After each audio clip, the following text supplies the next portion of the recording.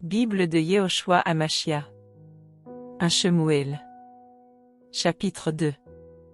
Cana pria et dit, mon cœur se réjouit en Yahweh, ma corne a été relevée par Yahweh. Ma bouche s'est ouverte contre mes ennemis, parce que je me suis réjoui de ton salut. Nul n'est saint comme Yahweh. Car il n'y en a pas d'autre que toi, il n'y a pas de rocher tel que notre Elohim. Ne proférez pas tant de paroles hautaines. Qu'il ne sorte pas de votre bouche des paroles arrogantes. Car Yahweh est le L de connaissance, et c'est par lui que les actions sont pesées. L'arc des puissants est brisé, mais ceux qui chancellent ont la force pour ceinture. Ceux qui étaient rassasiés se louent pour du pain, mais les affamés ont cessé de l'être. Même la stérile en a enfanté 7, et celle qui avait beaucoup de fils est devenue languissante. Yahweh est celui qui fait mourir et qui fait vivre, qui fait descendre au Sheol et qui fait monter. Yahweh appauvrit et il enrichit, il abaisse et il élève. Il élève le pauvre de la poussière, et il tire le misérable de dessus le fumier, pour le faire asseoir avec les nobles. Et il leur donne en héritage un trône de gloire. Car les colonnes de la terre sont à Yahweh, et il a posé le monde sur elles. Il gardera les pieds de ses fidèles, et les méchants se tairont dans les ténèbres. Car l'homme ne triomphera pas par sa force. Ceux qui contestent avec Yahweh seront brisés. Des cieux, il lancera son tonnerre sur chacun d'eux. Yahweh jugera les extrémités de la terre. Et il donnera la force à son roi, et élèvera la corne de son Machia. Elkana s'en alla à Rama dans sa maison, et le jeune garçon resta au service de Yahweh, en présence du prêtre Élie. Or les fils d'Élie étaient des fils de Bélial et ils ne connaissaient pas Yahweh. Et voici la coutume de ces prêtres envers le peuple, lorsque quelqu'un faisait quelque sacrifice, le serviteur du prêtre venait lorsqu'on faisait bouillir la chair, ayant à la main une fourchette à 3 dents, avec laquelle il piquait dans la chaudière, dans le chaudron, dans la marmite, dans le pot, le prêtre prenait pour lui tout ce que la fourchette enlevait. C'est ainsi qu'ils agissaient envers tous ceux d'Israël qui venaient à Shilo.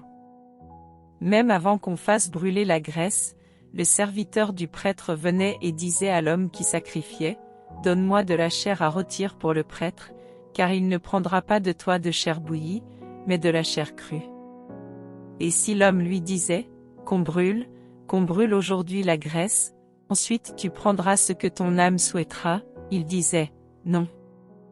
Mais tu en donneras maintenant, sinon, j'en prendrai de force. » Et le péché de ces jeunes hommes fut très grand devant Yahweh, car ces hommes méprisaient l'offrande de Yahweh. Shemuel faisait le service en présence de Yahweh, étant jeune garçon, ceint d'un éphod en lin.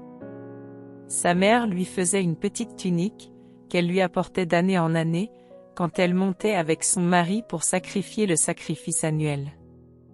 Élie bénit Elkana et sa femme, et dit, « Que Yahweh te donne des enfants de cette femme, pour le prêt qu'elle a fait à Yahweh. » Et ils s'en retournèrent chez eux. Et Yahweh visita Cana, elle devint enceinte, et enfanta 3 fils et 2 filles. Et le jeune garçon Shemuel grandissait en présence de Yahweh. Or Élie était très vieux. Il entendait dire comment ses fils agissaient à l'égard de tout Israël, et comment ils couchaient avec les femmes qui s'assemblaient à la porte de la tente d'assignation.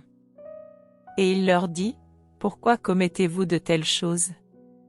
Car j'apprends vos méchantes actions de tout le peuple.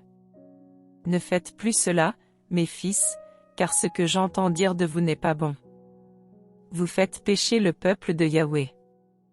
Si un homme a péché contre un autre homme, le juge interviendra, mais si quelqu'un pêche contre Yahweh, qui interviendra pour lui? Mais ils n'obéirent pas à la voix de leur père parce que Yahweh voulait les faire mourir. Cependant le jeune garçon Shemuel croissait, et il était agréable à Yahweh et aux hommes.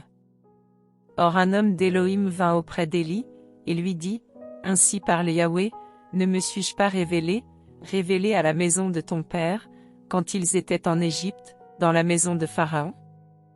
Je l'ai choisi parmi toutes les tribus d'Israël pour être mon prêtre, pour monter à mon autel, pour brûler de l'encens, pour porter l'éphod devant moi, et j'ai donné à la maison de ton père tous les holocaustes des fils d'Israël. Pourquoi avez-vous foulé aux pieds mes sacrifices et mes offrandes, que j'ai ordonnées dans ma demeure? Et tu as honoré tes fils plus que moi, afin de vous engraisser de toutes les premières offrandes d'Israël, mon peuple. C'est pourquoi, déclaration de Yahweh, l'Élohim d'Israël, j'avais parlé en disant que ta maison et la maison de ton père marcheraient devant moi pour toujours. Mais maintenant, déclaration de Yahweh, loin de moi cela. Car j'honorerai ceux qui m'honorent, et ceux qui me méprisent seront insignifiants. Voici, les jours viennent où je couperai ton bras, et le bras de la maison de ton père, de telle sorte qu'il n'y ait plus de vieillard dans ta maison. Tu verras un adversaire dans ma demeure, et tout le bien qu'il fera à Israël, et il n'y aura plus jamais de vieillard dans ta maison. Il y aura un homme des tiens que je ne retrancherai pas d'auprès de mon autel afin de consumer tes yeux et affliger ton âme, mais tous les hommes qui viendront accroître ta maison mourront prématurément.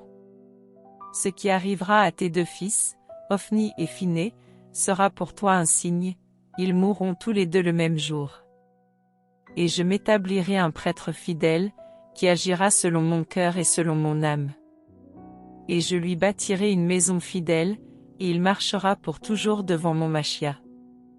Et il arrivera que quiconque sera resté de ta maison viendra se prosterner devant lui pour avoir une pièce d'argent et un morceau de pain, et dira, attache-moi, s'il te plaît, dans une décharge de la prêtrise pour manger un morceau de pain.